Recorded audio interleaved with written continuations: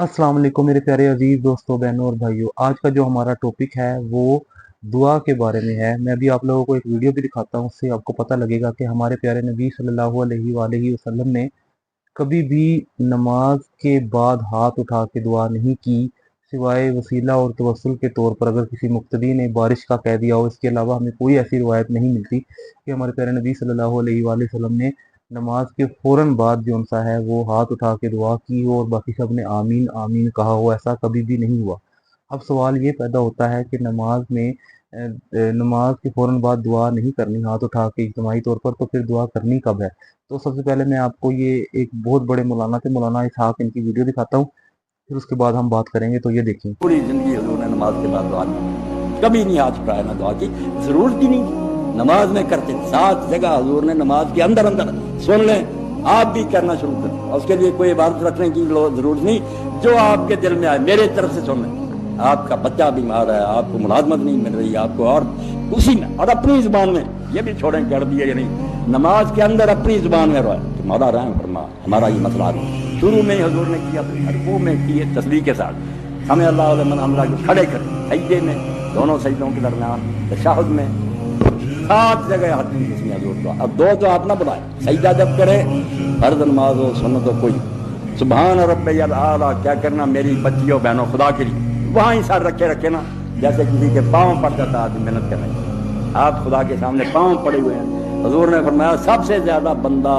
रब के करीब उस वक्त होता है जब वो सजदे में पड़ता है। अब इससे ज्यादा आदमी क्या करेगा? कानून जो सजा वाला, हजूर ने फरमाया ये गारंटी है कि उस वक्त जो।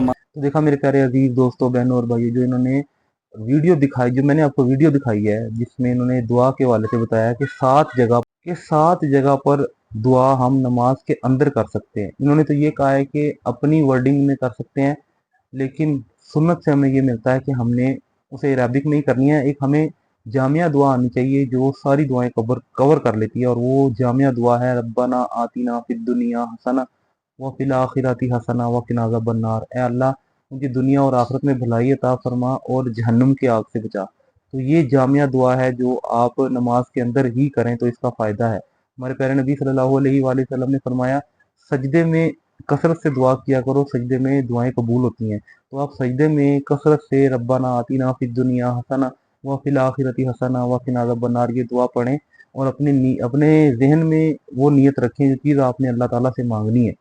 अब 7 जगह कौन सी हैं? 7 जगह में पहली जगह है जब हम नमाज स्टार्ट करते हैं, तकबीर तहरीमा के बाद हम दुआ पढ़ते हैं, अल्लाहुम्मा बाइद बैनी व बैना खताया। ये पूरी दुआ हम पढ़ते हैं, इसे दुआए इस्तिफ्ताह कहते हैं। उसके बाद जब हम रुकू में जाते हैं, 3 दफ़ा सुबहान रब्बियल अज़ीम और 1 दफ़ा सुबहानक अल्लाहुम्मा रब्बना व बिहम्दिका अल्लाहुम्मा इग़फिरली कहते हैं।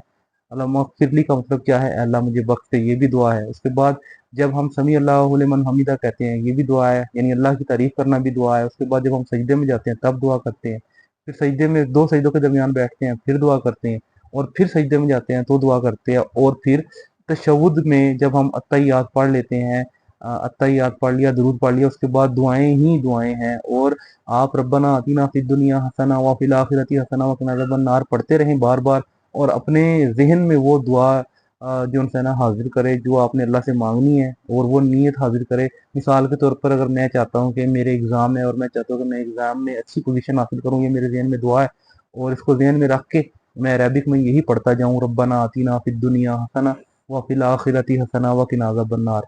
तो इससे ये पता लगा कि हमने अगर दुआ मांगनी है और दुआ अल्लाह ताला से मांगनी है तो वो नमाज के बीच में ही मांगे, और जब नमाज ख़त्म हो जाए तो फिर ज़िक्र अज़कार हैं। ज़िक्र अज़कार कौन से हैं? 1 दफ़ा है अल्लाह अकबर, 3 दफ़ा है अस्तगफार, 1 दफ़ा है अल्लाह अकबर, और 3 दफ़ा है अस्तगफिरुल्लाह अस्तगफिरुल्लाह अस्तगफिरुल्लाह, और फिर है अल्लाहुम्मा अंतस सलाम व मिनकस सलाम तबारकता या ज़ल जलाली वल इकराम।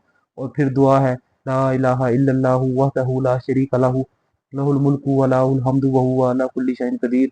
अल्लाहुम्मा ला मानिअ लिमा अतैत व ला मुअतिय लिमा मनात व ला यनफ़उ ज़ल जद्दि मिनकल जद्द।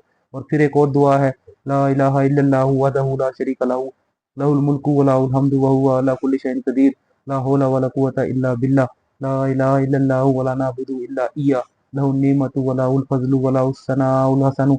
ला इलाहा इल्लल्लाहु मुख़लिसीना लहुद्दीन वलौ करिहल काफ़िरून। तो ये दुआएं, ये अज़कार हैं जो सुन्नत से साबित हैं। उसके बाद कुल औज़ु बिरब्बिल फलक यानी सूरह फलक एक दफ़ा, यानी सूरह इखलास एक दफ़ा, यानी कुल हु अल्लाहु अहद, और सूरह फलक एक दफ़ा, और सूरह नास एक दफ़ा। ये हर नमाज के बाद तीनों जो उनकी सूरतें पढ़ें, और फजर और मगरिब के बाद 3-3 दफ़ा पढ़ें। तो ये दुआएं सुन्नत से साबित है, ये अज़कार सुन्नत से साबित हैं। और उसके बाद 33 दफ़ा सुबहान अल्लाह, 33 दफ़ा अल्हम्दुलिल्लाह, और 34 दफ़ा अल्लाहु अकबर। तो उम्मीद करता हूँ कि आप लोगों को ये मेरी वीडियो पसंद आई होगी। जज़ाकुमुल्लाहु खैर।